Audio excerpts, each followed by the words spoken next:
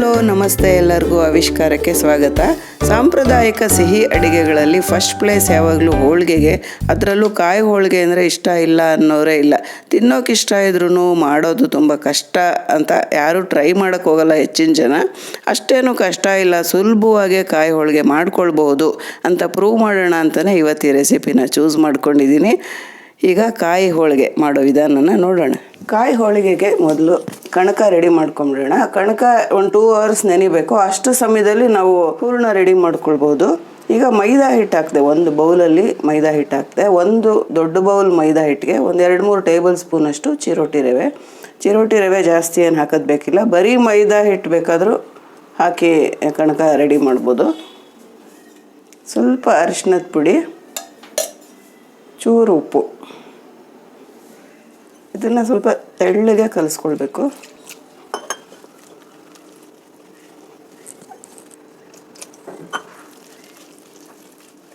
ಇನ್ನು ಸ್ವಲ್ಪ ತೆಳ್ಳಗೆ ಕಲಿಸ್ತಾ ಇದ್ದೀನಿ. ಈಗ ಸರಿಯಾಗಿದೆ, ಈ ಹದಕ್ಕೆ ಕಲಿಸ್ಕೊಳ್ಬೇಕು. ಈಗ ಇದಕ್ಕೆ ಒಂದಷ್ಟು ಎಣ್ಣೆ ಹಾಕಿ ಚೆನ್ನಾಗಿ ನಾದ್ಬಿಟ್ಟು ಮುಚ್ಚಿಡಬೇಕು. ಎಣ್ಣೆ ಹಾಕ್ತಾಯಿದ್ದೀನಿ. ಸ್ವಲ್ಪ ಧಾರಾಳವಾಗಿ ಹಾಕಬೇಕು ಎಣ್ಣೆ, ಸ್ಮೂತಾಗಿ ಚೆನ್ನಾಗಿ ಬರುತ್ತೆ ಹೋಳಿಗೆ ಈ ರೀತಿ ಮಾಡೋದ್ರಿಂದ.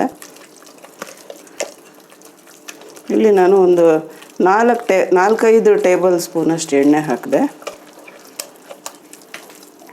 ಎಣ್ಣೆ ಹಾಕ್ಬಿಟ್ಟು ಈ ಥರ ನಾದೋದ್ರಿಂದ ಹಿಟ್ಟೆಲ್ಲ ಹೀರ್ಕೊಳ್ಳುತ್ತೆ, ಎಣ್ಣೆನ ಸಾಫ್ಟಾಗಿ ಬರುತ್ತೆ.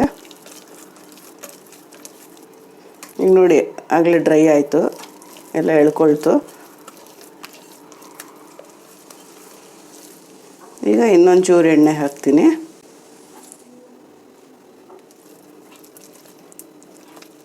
ಈಗ ಕಣಕ ರೆಡಿ ಆಯಿತು. ಇದನ್ನು ಒಂದು 2 hours ಮುಚ್ಚಿಟ್ರೆ.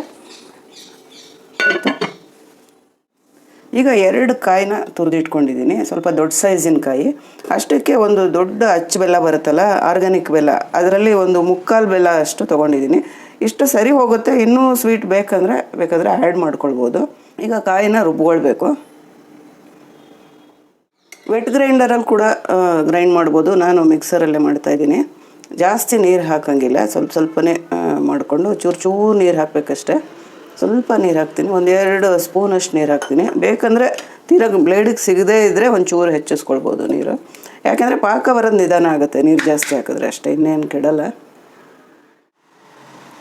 ಈಗ ನೋಡಿ, ಕಾಯೆಲ್ಲ ರುಬ್ಬಿಟ್ಕೊಂಡಿದ್ದಾಯಿತು. ಗಟ್ಟಿಯಾಗಿ ರುಬ್ಬಿದ್ದೀನಿ, ಮತ್ತು ಇಷ್ಟು ನುಣ್ಣಗೆ ರುಬ್ಬಿದ್ದೀನಿ. ಈಗ ಇದರಲ್ಲಿ ಬೆಲ್ಲದ ಪುಡಿ ಸೇರಿಸ್ತಾ ಇದ್ದೀನಿ, ಮತ್ತು ಏಲಕ್ಕಿ ಪುಡಿ ಸ್ವಲ್ಪ. ಇದನ್ನು ಈಗ ಕುದಿಯೋದಕ್ಕೆ ಇಡಬೇಕು.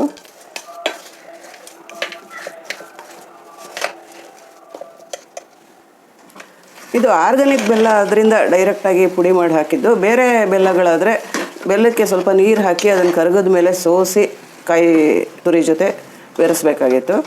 ಆರ್ಗ್ಯಾನಿಕ್ ಬೆಲ್ಲಲ್ಲಿ ಕೊಳೆ ಕಸ ಎಲ್ಲ ಏನಿರಲ್ಲ, ಕ್ಲೀನಾಗಿರುತ್ತೆ. ಹಾಗಾಗಿ ಡೈರೆಕ್ಟಾಗಿ ಬಳಸ್ಬೋದು. ಈಗ ಬೆಲ್ಲ ಎಲ್ಲ ಕರಗಿ ಕಾಯಿ ಬೆಲ್ಲ 2 ಒಟ್ಟು ಸೇರಿ ಒಂದು ಪಾಕ ಥರ ರೆಡಿ ಆಗಬೇಕು. ನೀರಿನ ಅಂಶ ಎಲ್ಲ ಹೀಗೆ ಅಲ್ಲಿವರೆಗೂ ಕೈ ಬಿಡದೇ ಮಿಕ್ಸ್ ಮಾಡ್ತಾ ಇರಬೇಕು. ಈಗ ಫ್ಲೇಮ್ ದೊಡ್ಡದಾಗೆ ಇಟ್ಕೊಂಡಿದ್ದೀನಿ ಸ್ಟಾರ್ಟಿಂಗಲ್ಲಿ, ಬೆಲ್ಲ ಎಲ್ಲ ಕರಗಬೇಕಲ್ಲ, ಹಾಗಾಗಿ. ಈ ಥರದ್ದು ಹೂರಣ ಎಲ್ಲ ಮಾಡಬೇಕಾದ್ರೆ ತಳ ದಪ್ಪ ಇರೋವಂಥ ಒಂದು ಪ್ಯಾನ್ ಆಗಲಿ, ಪಾತ್ರೆ ಆಗಲಿ, ಇಲ್ಲ ಬಾಣಲಿ ಆಗಿರ್ಬೋದು, ಒಟ್ಟಿನಲ್ಲಿ ತಳ ದಪ್ಪ ಇರಬೇಕು. ನೋಡ್ತಾ ಇರ್ಬೋದು, ಬೆಲ್ಲ ಎಲ್ಲ ಕರಗಿ ಒಂದು ಪಾಕ ಥರ ಫಾರಮ್ ಆಗ್ತಾಯಿದೆ. ರುಬ್ಬಿರೋ ಕಾಯಿ ತುರಿ ಜೊತೆ 2 ಬ್ಲೆಂಡ್ ಆಗ್ತಾಯಿದೆ. ಇನ್ನೊಂದು ಚೂರು ಗಟ್ಟಿ ಮಾಡ್ತೀನಿ ನೋಡಿ, ಈ ಥರ ಇದೆ, ಈ ಥರ ಕನ್ಸಿಸ್ಟೆನ್ಸಿಲಿದೆ. ಈಗ ಇನ್ನೊಂದು ಚೂರು ಗಟ್ಟಿ ಮಾಡ್ತೀನಿ. ಅದು ಉಂಡೆ ಕಟ್ಟಿದಾಗ ಉಂಡೆ ಬರಬೇಕು, ಅಷ್ಟು ಗಟ್ಟಿಯಾಗಿ ಮಾಡಿದ್ರೆ ಹೋಳಿಗೆ ಕರೆಕ್ಟಾಗಿ ಬರುತ್ತೆ. ಈಗ ಹೂರಣ ರೆಡಿ ಆಯಿತು ನೋಡಿ, ಇಷ್ಟು ಕನ್ಸಿಸ್ಟೆನ್ಸಿ. ನೀರಿನ ಅಂಶ ಒಂಚೂರು ಇಲ್ಲ. ಪೂರ್ತಿ ಪಾತ್ರೆಯಿಂದ ಬಿಟ್ಕೊಂಡಿದೆ. ಅದೇ ಇದಕ್ಕೆ ಹೂರಣದ್ದು ಹದ ಹೇಗೆ ಕಂಡುಹಿಡಿಯೋದು ಅಂದರೆ, ಪಾತ್ರೆಯಲ್ಲಿ ಒಂಚೂರು ಮೆತ್ಕೊಂಡಿಲ್ಲ ನೋಡಿ, ಪೂರ್ತಿ ಬಿಟ್ಕೊಂಡಿದೆ. ಈ ಹದ ಬಂದಾಗ ಹೂರಣ ರೆಡಿ ಆಯಿತು ಅಂತ ಈಗ ಸ್ಟವ್ ಆಫ್ ಮಾಡ್ತಾಯಿದ್ದೀನಿ. ಇದು ಕಂಪ್ಲೀಟಾಗಿ ಕೂಲ್ ಆದಮೇಲೆ ಹೋಳಿಗೆ ಮಾಡೋಕ್ಕಾಗತ್ತೆ. ಹೂರಣ ಕಂಪ್ಲೀಟಾಗಿ ತಣ್ಣಗಾಗಿದೆ. ಈಗ ಉಂಡೆಗಳು ಮಾಡೋಣ. ಒಂದು ಎಷ್ಟೆಷ್ಟು ದಪ್ಪ ಉಂಡೆಗಳನ್ನ ಮೊದಲೇ ಮಾಡಿ ಇಟ್ಕೊಂಡ್ಬಿಟ್ರೆ ಹೋಳಿಗೆ ರೆಡಿ ಮಾಡ್ಕೊಳ್ಳೋಕೆ ಸರಿ ಹೋಗುತ್ತೆ. ಇದು ಹೂರಣ ಕರೆಕ್ಟ್ ಹದದಲ್ಲಿ ಬಂದಿದೆ. ಹೂರಣ ಏನಾದರೂ ತುಂಬ ಮೆತ್ತಗಿದೆ, ಗಟ್ಟಿ ಆಗ್ತಿಲ್ಲ ಅಂತ ಅಂದಾಗ ಏನು ಮಾಡಬೇಕು, ಒಂಚೂರು ಅಕ್ಕಿ ಹಿಟ್ಟು ಹಾಕಿ ಮಾಡಿಕೊಂಡ್ರೆ ಕರೆಕ್ಟಾಗಿ ಬರುತ್ತೆ. ಇದು ಕರೆಕ್ಟಾಗಿದೆ ನಾನು ಮಾಡಿರೋದು, ಹಾಗಾಗಿ ನಾನು ಅಕ್ಕಿ ಹಿಟ್ಟೇನು ಹಾಕಲಿಲ್ಲ. ಬೇಕಾದರೆ ಮಾತ್ರ ಹಾಕ್ಕೊಳ್ಳಿ ಅಕ್ಕಿ ಹಿಟ್ಟು. ನಾನು ಬರೀ ಕಾಯಿ ಬೆಲ್ಲ ಅಷ್ಟೇ ಹಾಕಿ ಮಾಡಿರೋದು.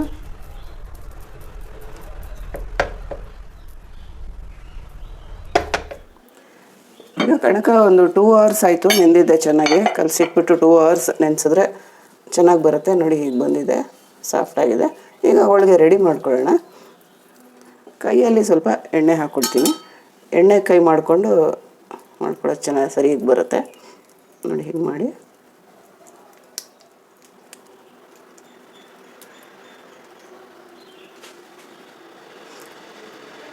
ರೆಡಿ ಮಾಡ್ಕೊಂಡಿರೋ ಹೂರಣ ಇಡ್ತಾ ಇದ್ದೀನಿ ಮಧ್ಯದಲ್ಲಿ.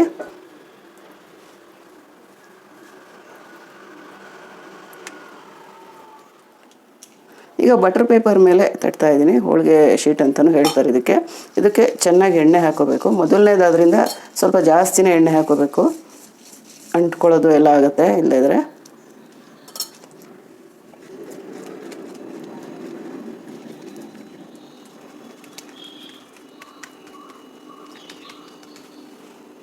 ಈಗ ಹೆಂಚು ಬಿಸಿಯಾಗಿದೆ. ಮೊದಲನೇದಾದ್ರಿಂದ ಸ್ವಲ್ಪ ಎಣ್ಣೆ ಹಾಕಬೇಕು, ಹೆಂಚಿಗೆ ಮೆತ್ಕೊಳ್ಳೋಲ್ಲ ಹಂಗೆ ಮಾಡೋದ್ರಿಂದ. ಸಣ್ಣ ಊರಿನಲ್ಲಿ ಇಟ್ಕೊಂಡೇ ಬೇಯಿಸಬೇಕು.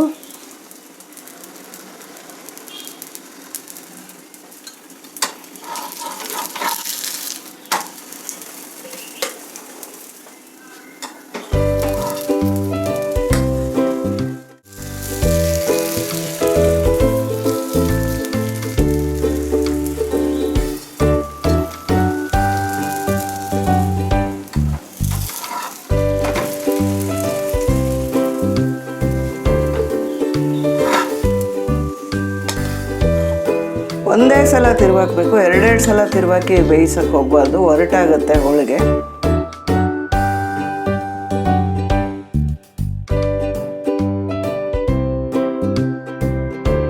ಸಾಂಪ್ರದಾಯಿಕವಾದ ಹಳೆಯ ಕಾಲದ ಒಂದು ಸ್ವೀಟ್ ರೆಸಿಪಿ ಹಾಲು ಹೋಳಿಗೆ, ಇದನ್ನು ಶೇರ್ ಮಾಡ್ತಾ ಇದ್ದೀನಿ. ಇದು ಅದ್ಭುತವಾಗಿ ರುಚಿಯಾಗಿರುತ್ತೆ ಮತ್ತು ಮಾಡೋದು ಸುಲಭ. ಆದರೂ ಇತ್ತೀಚೆಗೆ ಇದು ಮರ್ತು ಹೋಗ್ತಾ ಇರೋ ನಮ್ಮ ಅಮ್ಮನ ಕಾಲ, ಅಜ್ಜಿ ಕಾಲದ ಅಡುಗೆ ಇದು. ಇದನ್ನು ಈ ವರ್ಷದ ವರಮಹಾಲಕ್ಷ್ಮಿ ಹಬ್ಬಕ್ಕೆ ನೀವೆಲ್ಲರೂ ಟ್ರೈ ಮಾಡಬಹುದು.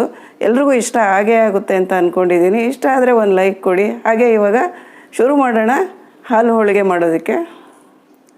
ಈಗ ಮೊದಲಿಗೆ ಮೈದಾ ಹಿಟ್ಟು ತೊಗೊಂಡಿದ್ದೀನಿ ಒಂದು ಬಟ್ಲಲ್ಲಿ. ಅಷ್ಟೇ ಪ್ರಮಾಣದಲ್ಲಿ ಚಿರೋಟಿ ರವೆ, ಮೈದಾ ಹಿಟ್ಟು ಚಿರೋಟಿ ರವೆ ಈಕ್ವಲ್ ಪ್ರಪೋರ್ಷನಲ್ಲಿ. 1 ಟೇಬಲ್ ಸ್ಪೂನಷ್ಟು ಗೋಧಿ ಹಿಟ್ಟು, ಕಾಯಿ ತುರಿ, ಬೆಲ್ಲ ಕರಗಿಸಿಟ್ಕೊಂಡಿದ್ದೀನಿ, ಗಸಗಸೆ 1-2 ಟೀ ಸ್ಪೂನಷ್ಟು, ನೆನೆಸಿಟ್ಕೊಂಡಿರೋ ಗೋಡಂಬಿ ಸ್ವಲ್ಪ, 2 ಏಲಕ್ಕಿ, ನೆನೆಸಿಟ್ಕೊಂಡಿರೋ ಬಾದಾಮಿ ಒಂದು 5 ತೊಗೊಂಡಿದ್ದೀನಿ. ಇವಾಗ ಮೊದಲಿಗೆ ಮೈದಾ ಹಿಟ್ಟು, ಚಿರೋಟಿ ರವೆ,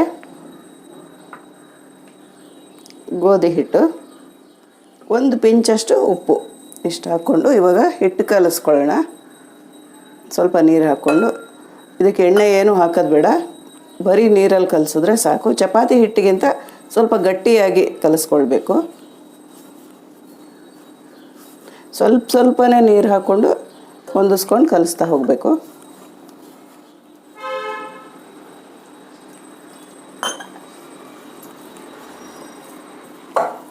ಇವಾಗ ಹಿಟ್ಟು ಕಲಸಿದ್ದು ಆಯಿತು. ಈ ಹದಕ್ಕೆ ಕಲಿಸ್ಕೊಂಡಿದ್ದೀನಿ, ಗಟ್ಟಿಯಾಗಿ ಸ್ವಲ್ಪ ಕಲಿಸ್ಕೊಂಡಿದ್ದೀನಿ. ಇದನ್ನು ಒಂದು ಮುಚ್ಚಿಬಿಟ್ಟು ಇಟ್ಟು ಒಂದು 20 ನಿಮಿಷದವರೆಗೂ ಸೆಟ್ ಆಗೋದಕ್ಕೆ ಇಡೋಣ.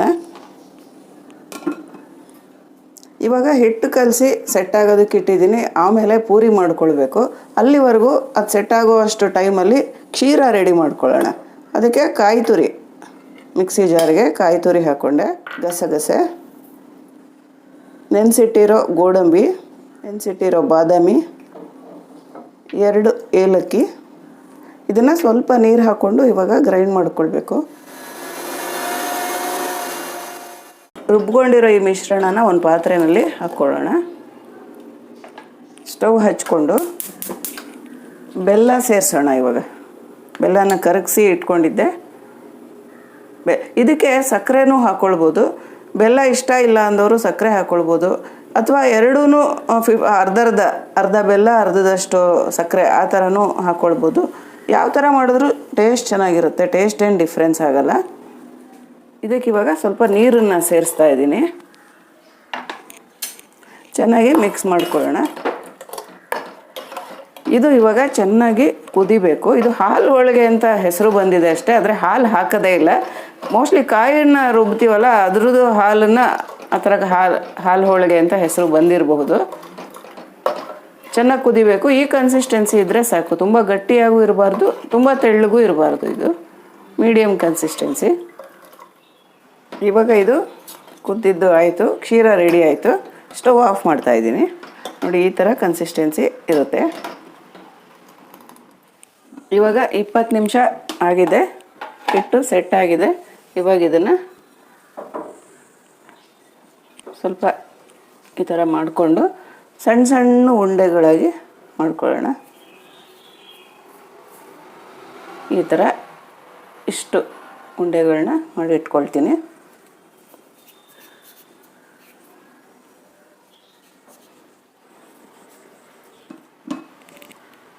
ಇವಾಗ ಸಣ್ಣ ಸಣ್ಣ ಉಂಡೆಗಳು ಮಾಡಿ ಇಟ್ಕೊಂಡಿದ್ದೀನಿ. ಅದನ್ನು ಮುಚ್ಚಿಟ್ಟಿರಬೇಕು. ಹಾಗೆ ಎಕ್ಸ್ಪೋಸ್ ಮಾಡಿದ್ರೆ ಒಣಗ್ದಂಗೆ ಆಗುತ್ತೆ. ಅದಕ್ಕೆ ಒಂದೊಂದೇ ಉಂಡೆ ತೆಕ್ಕೊಳ್ತೀನಿ, ಆಮೇಲೆ ಹೀಗೆ ಮುಚ್ಚಿಟ್ಬಿಡ್ತೀನಿ. ಇದನ್ನು ಇವಾಗ ಸ್ವಲ್ಪ ಹಿಟ್ಟಿನಲ್ಲಿ ಅದ್ದುಕೊಂಡು ತುಂಬ ತೆಳುವಾಗಿ, ಪೇಪರಷ್ಟು ತೆಳುವಾಗಿ ಲಟ್ಟಿಸ್ಬೇಕಾಗುತ್ತೆ. ಎಷ್ಟು ತೆಳುವಾಗಿ ಲಟ್ಟಿಸ್ತೀವಿ ಅಷ್ಟು ಚೆನ್ನಾಗಿ ಬರುತ್ತೆ ಇದು ಹೋಳಿಗೆ. ಸ್ವಲ್ಪ ಹಿಟ್ಟು ಹಾಕ್ಕೊಳ್ತೀನಿ.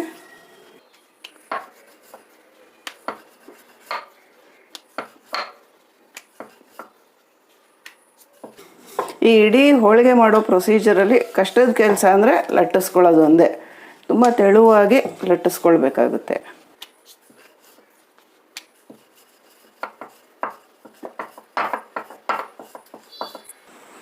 ಇದಾಯಿತು. ಇವಾಗ ನೋಡಿ, ಇದನ್ನು ಇವಾಗ ಒಂದು ಪ್ಲೇಟಲ್ಲಿ ತೆಕ್ಕೊಳ್ತೀನಿ.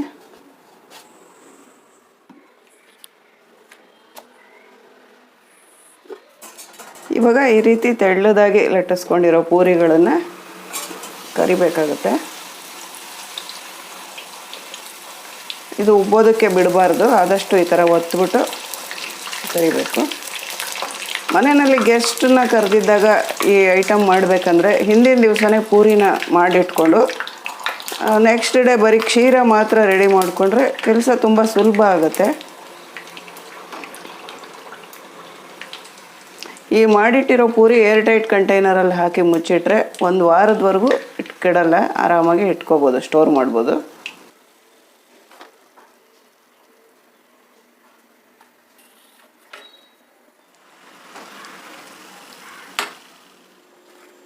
ಇವಾಗ ಕ್ಷೀರ ಮತ್ತು ಪೂರಿ ಎರಡೂ ರೆಡಿ ಆಯಿತು.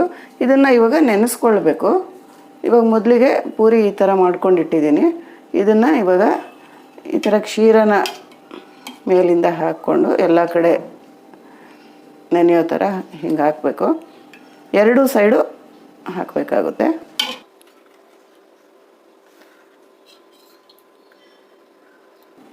ಇದನ್ನು ತುಂಬ ಹೊತ್ತು ನೆನೆಸಿಟ್ಟು ತಿನ್ನೋದಕ್ಕೆ ಕೆಲವರು ಇಷ್ಟಪಡ್ತಾರೆ. ಕೆಲವ್ರಿಗೆ ನೆನೆಸಿದ ತಕ್ಷಣ ತಿನ್ನೋದಕ್ಕೆ ಇಷ್ಟ ಆಗುತ್ತೆ. ಅವ್ರವ್ರ ಚಾಯ್ಸ್ ಹೆಂಗಿರುತ್ತೋ ನೋಡಿಕೊಂಡು ಮಾಡ್ಕೊಳ್ಬೋದು. ಒಂದು 10 ನಿಮಿಷ ನೆನೆಸಿದ್ರೆ ತಿನ್ನೋದಕ್ಕೆ ಚೆನ್ನಾಗಿರುತ್ತೆ.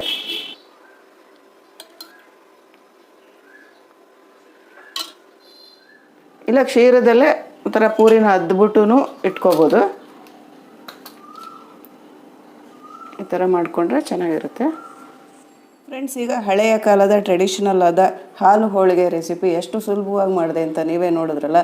ಇದು ಮಕ್ಳಿಗಂತೂ ತುಂಬ ಇಷ್ಟ ಆಗುತ್ತೆ. ಮನೆಯಲ್ಲಿ ಮಕ್ಕಳು ಹೋಳಿಗೆ ತಿನ್ನಲ್ಲ ಅನ್ನೋ ಕಂಪ್ಲೇಂಟ್ ಇರೋರಿಗಂತೂ ಈ ಥರ ಹೋಳಿಗೆ ಮಾಡಿಕೊಡಿ, ತುಂಬ ಇಷ್ಟಪಡ್ತಾರೆ. ಹಾಗೆ ನಮ್ಮ ಚಾನಲ್ನ ನೀವು ಇನ್ನೂ ಸಬ್ಸ್ಕ್ರೈಬ್ ಮಾಡದೇ ಇರೋರು ದಯವಿಟ್ಟು ಸಬ್ಸ್ಕ್ರೈಬ್ ಮಾಡ್ಕೊಳ್ಳಿ. Thank you.